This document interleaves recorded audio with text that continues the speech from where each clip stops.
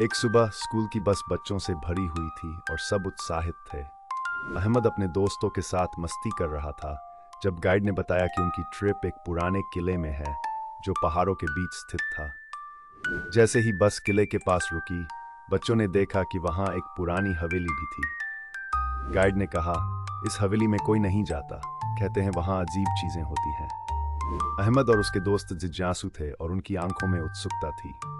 खाना खाने के बाद अहमद ने कहा, चलो अंदर चलकर देखते हैं। हवेली के अंदर सब कुछ अंधेरा और सन्नाटे भरा था। अचानक दरवाजा खुद ब खुद बंद हो गया और एक अजीब सी हंसी सुनाई दी। दीवारों पर अजीब तस्वीरें थीं, जिनमें से कुछ तो जैसे उन्हें घूर रही थी। तभी अहमद को एक पुराना कागज मिला जिस पर लिखा था, सच्चाई का रास्ता ढूंढो और मुक्त हो जाओ। कागज में एक नक्शा था जो रहस्यमय प्रतीत हो रहा था। बच्चे डरते हुए उसे फॉलो करने लगे। नक्शा एक दरवाजे तक ले गया। अहमद ने दरवाजा खोला तो उजाला फैल गया और सब कुछ सामान्य हो गया। गाइड ने आकर बताया, तुमने उस हवेली के राज को सुलझा दिया, अब यह हमेशा के लिए सुरक्षित है।